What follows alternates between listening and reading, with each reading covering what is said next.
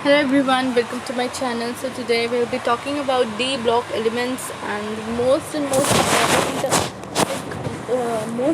points of the whole NCERT will be covering in this uh, video. And so I think guys, you are completing the NCERT with this NCERT series, and we're not just reading the 99 of NCERT but understand the concept behind it and trying to tackle the questions that can come from NCERT. So where is NCERT is the base for NCERT is based on me. Without NCERT you cannot crack anything do. That's for sure. So let's do it. D block elements. So we are going to do most important points because we have less time, so that we can complete it soon. Okay. So let's talk about the D block elements. So in the modern periodic table, elements are classified on the basis of electronic configuration into S, P, D and F block elements. So we know that in the modern periodic table, elements are classified on the basis of electronic configuration into S, P, D, F for block elements. The elements in which the differentiating electron enters into the n-1 D sublevel are called D block elements. Guys, please consider subscribing to my channel, hit the like button and share it with friends. So guys, मैं ये video 2:45 AM को record कर रही हूँ and बहुत समय कर रही है इसको। तो ये सीरीज़ को चलाना खुद में चैलेंज है। So guys, please consider my efforts and subscribe to my channel.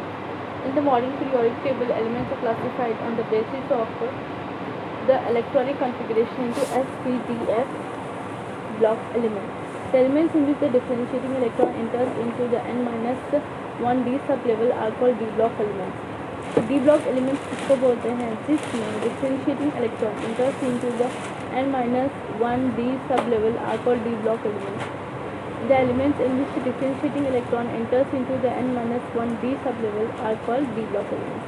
तो guys, आपको पता है जैसे periodic table में आपने पढ़ा है कि elements को हमने modern periodic table में उनकी electron configuration के हिसाब से 4 blocks में divide कर दिया। जो पहला block है वो S, जो बोल सकते हैं कि periodic table के corner पे present है, and P block के corner पे present है, बीच में D block है and सबसे नीचे F block है जो एक separate block है. So the elements in which the differentiating electron enters into the n-1 D sublevel are called D block elements. D block elements वो elements होते हैं जिसमें differentiating electron enters into n-1 D sublevel. So differentiating electron किसमें enter होते हैं? n-1 D sublevel. कौन से sublevel में? n-1 D sublevel. ठीक है, तो इनका डिफरेंशिएटिंग इलेक्ट्रॉन कौन से सब लेवल में एंटर होता है? n-1 D sub level. तो इसलिए उनको डी ब्लॉक एलिमेंट्स ही बोलते हैं। These elements are placed between S block and P block elements which contains 4 series. तो these elements are placed between S block and P block elements which contains 4 series. तो यहाँ पे 4 series है। जैसे कि मैंने बताया, ये एस ब्लॉक और पी ब्लॉक के बीच में है। डी ब्लॉक कहाँ है? एस ब्लॉक और पी ब्लॉक के बीच में।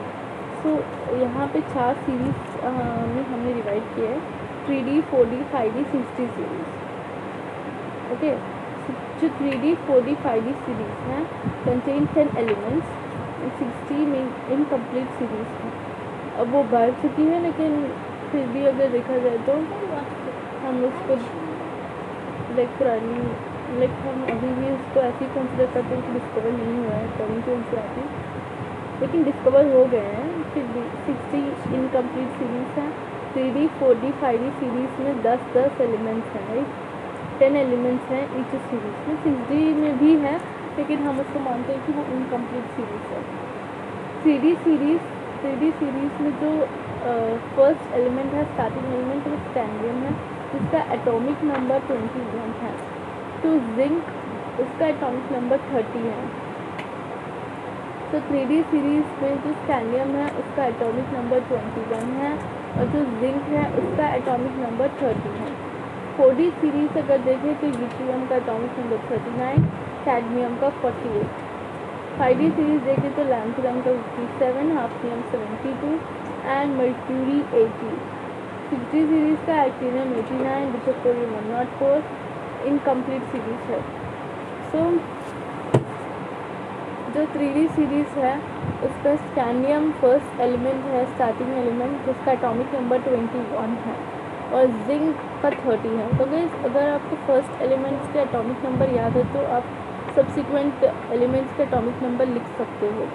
जैसे स्कैंडियम है, स्कैंडियम में 21 है एटॉमिक नंबर, इसमें आप 10 नहीं 9 जोड़ दो। 9 जोड़ने से क्या होगा, जो 3D सीरीज़ का 10th एलिमेंट है, 3D सीरीज़ का 10th एलिमेंट है, उसका एटॉमिक नंबर आ जाएगा। इसी स्कैंडियम का 21 है तो जिंक तो +9 कर दो स्कैंडियम को, तो आपको क्या मिल जाएगा 30।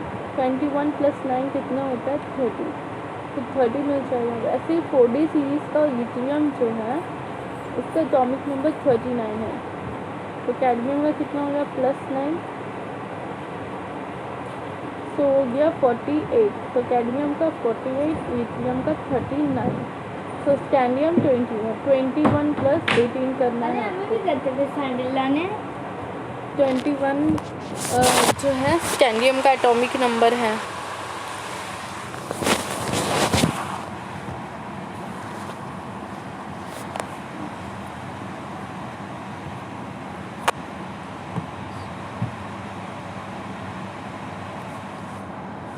तो 3D सीरीज़ में स्कैंडियम का एटॉमिक नंबर 21 है। तो आपको ना एक सिंपल सी ट्रिक याद करना है, जो ट्रिक सिर्फ और सिर्फ हमारे चैनल पर अवेलेबल होती हैं। जैसे कि मिनरल न्यूट्रिशन के लिए भी हमने ट्रिक दिया है। तो गाइस ट्रिक की एक खास बात होती है कि आपको ट्रिक समझने के बाद उसको खूब सारा प्रैक्टिस करना है, ताकि वो या फिर आप एक्टिव रिकॉल कर सकते हैं, जिससे आपको अच्छी तरह से चीज़ें याद हो जाएंगी। जैसे 3D series, 4D series, 5D series, 6D series, ये 4 सीरीज़ हैं। तो आपको याद रखना है कि 3D सीरीज़ का फर्स्ट एलिमेंट स्कैंडियम है, 4D सीरीज़ का यूट्रियम, 5D सीरीज़ का लैंथनम, 6D सीरीज़ का एक्टिनियम। अब ट्रिक क्या है, स्काई लैक ट्रिक है। तो आपको स्काई लैक याद रखना है। तो जैसे कि आप जानते हैं नासा स्पेस में बहुत ही एडवांस है, तो उसके पास स्पेस लैब है। वहाँ पे तो हम बोल सकते हैं कि स्काई में उसके पास लैब है। तो लैब नहीं बोल के लैक बोल रहे हैं, तो स्काई लैक। तो 3D सीरीज़ का फर्स्ट एलिमेंट स्कैंडियम, ठीक है। 4D सीरीज़ का स्काई, तो वाई जो आया वो यूट्रियम होगा, एंड 5D सीरीज़ का लैंथनम, एंड 6D सीरीज़ का एक्टिनियम। तो गाइस याद रखना, आप कंफ्यूज हो जाते होंगे क्योंकि जो 3D सीरीज़ है वो 4th पीरियड में है, 4D सीरीज़ 5th पीरियड में है, 5D सीरीज़ 6th पीरियड में है, और 6D सीरीज़ 7th पीरियड में है। ये खास बात है। ऐसा क्यों है, क्योंकि जो 3D 4D 5D सीरीज़ है, ऐसा क्यों है, क्यों 4D 5D 6D 7D series क्यों नहीं है, तो ये देखते हैं हम। तो जो 3D 4D 5D 6D series है, हमने इसलिए इसको नाम दिया क्योंकि देखो जो इलेक्ट्रॉन्स हैं और जो सब लेवल्स हैं, जैसे कि हम n is nothing but shell, main shell, n-1 that is l is sub level, right. So अगर आप देखें तो 1s 2s, जो 1s है उसमें सिर्फ s है, 2s 2p, इसका मतलब जो सेकेंड मेन शेल है वो कहाँ से शुरू हो रहा है, 2 से। 2s 2p, जब 2p किस में आएगा, 2p किस में आएगा, देखो जैसे कि मेरा बोलने का मतलब ये है कि जो सब शेल p है वो सेकेंड मेन शेल से स्टार्ट हो रहा है। जैसे कि हम 1s 1p नहीं बोलते, क्योंकि 1p जो है वो फर्स्ट शेल में p सब लेवल नहीं है, सेकेंड मेन शेल से p सब लेवल स्टार्ट होता है ना। तो वैसे ही देखें तो जो d सब लेवल है वो थर्ड मेन शेल से स्टार्ट होता है, क्योंकि आप अगर इलेक्ट्रॉन फिल करें जैसे 1s to 2s to 2p6 3s to 3p6, उसके बाद 3d और 4s आ जाते हैं, 3d एंड 4s है ना। तो d सब लेवल कहाँ से शुरू हो रहा है, थर्ड मेन शेल से। ये हम कैसे बोल सकते हैं, with formula n-1 is equal to L. तो एल क्या होता है, एल जो होता है वो सब लेवल देता है, और जो एल की वैल्यू है वो क्या होती है, एक कम होती है मेन शेल से। जैसे कि मेरे पास फोर्थ शेल है, फोर्थ मेन शेल है, तो फोर्थ मेन शेल है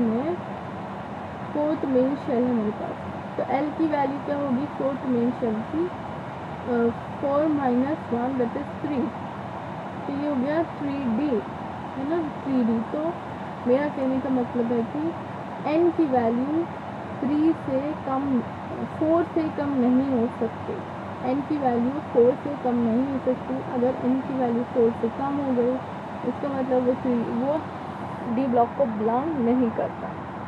So the D block element in which atom or ion have incomplete d orbitals are called transition elements.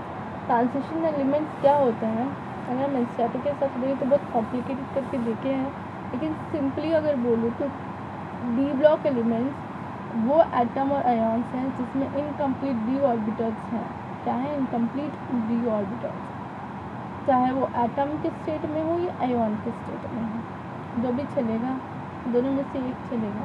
लेकिन अगर दो भी नहीं है तो हम उसको नॉन ट्रांजिशन एलिमेंट्स बोलेंगे। तो the D block element in which atom और ions have incomplete d orbitals are called transition elements. All d block elements are not transition elements. All d block elements are not transition elements. सारे d block elements transition elements नहीं होते, जैसे कि है कुछ बेशरम elements, zinc, cadmium और mercury, so not a transition elements. They are very stubborn, very stubborn, very stubborn, like you people. Sorry guys, I'm just kidding. Not subscribing the channel, not sharing with anyone, just kidding, don't take it to the heart. So जो zinc, cadmium और mercury हैं ये non transition elements, non transition elements जो होते हैं इनके पास empty d orbitals होते ही नहीं हैं, या फिर इनकम्प्लीट d ऑर्बिटल्स होते ही नहीं, एग्जिस्ट ही नहीं करते।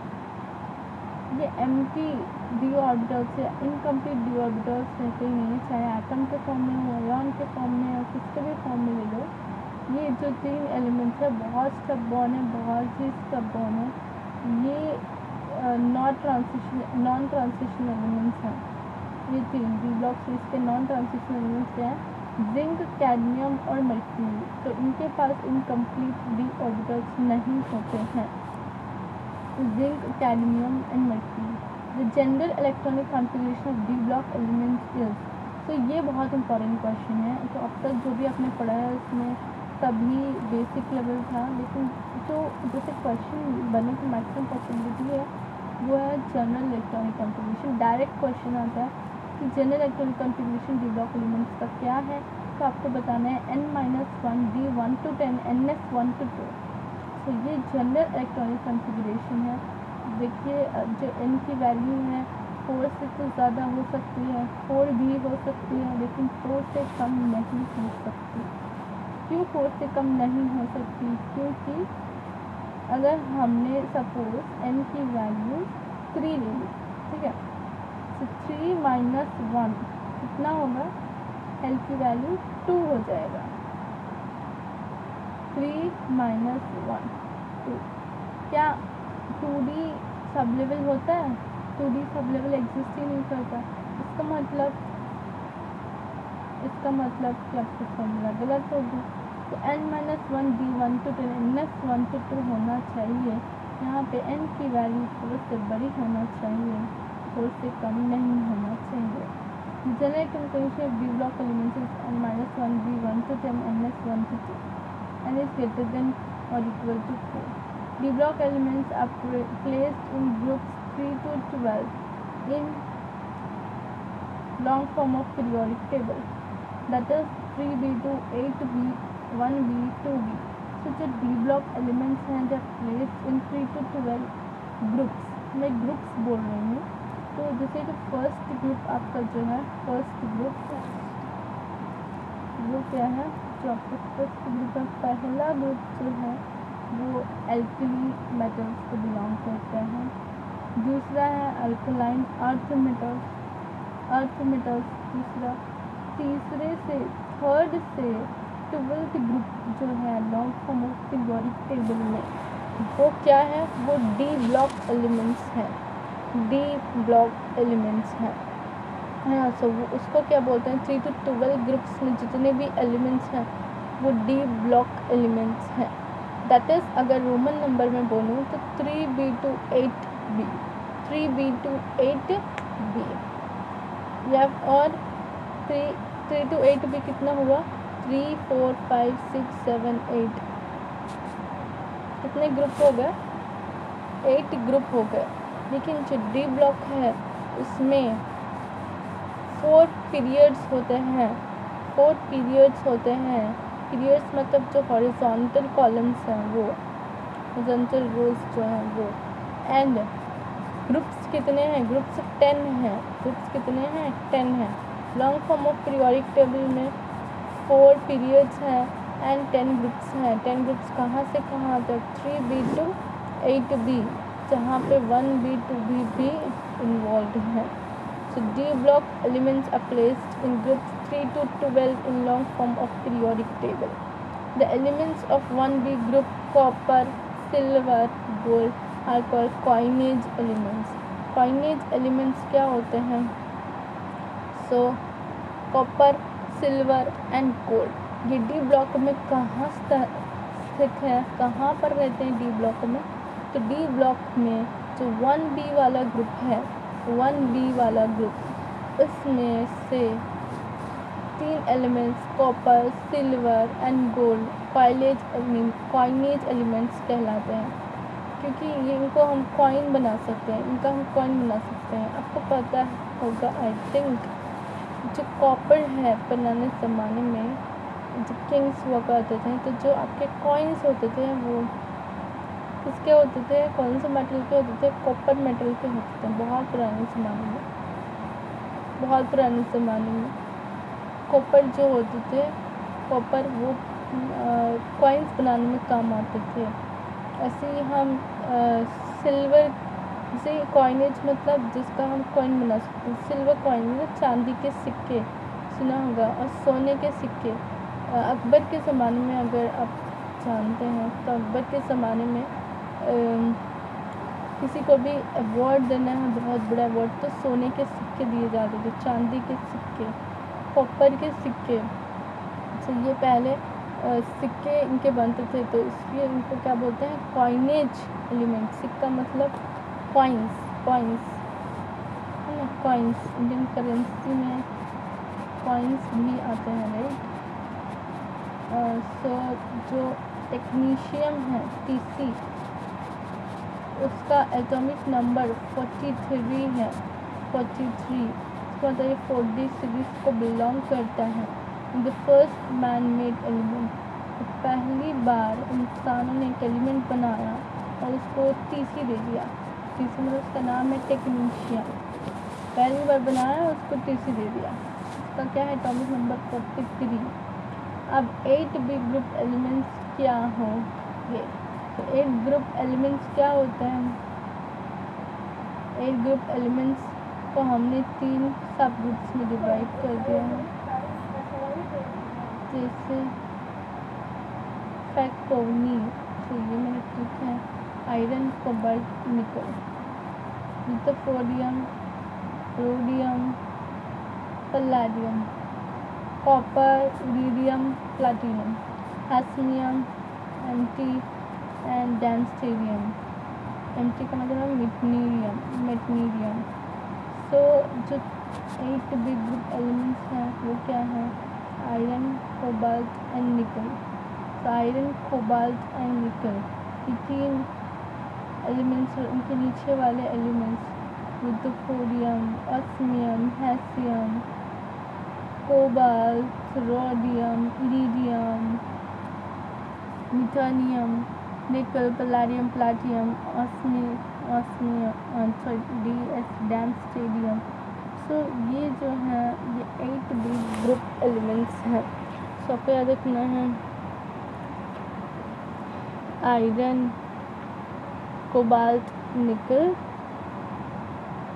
रुथेफोडियम, rhodium, palladium, osmium, iridium, platinum, hassium, meitnerium and darmstadtium, है ना। मुझे पता नहीं क्यों पढ़ते टाइम पे बहुत नींद आती है, और जब मैं फ़ोन ले लेती हूँ, फ़ोन में यूट्यूब देखती हूँ, मतलब मैं पढ़ाई का नहीं देखती हूँ, मैं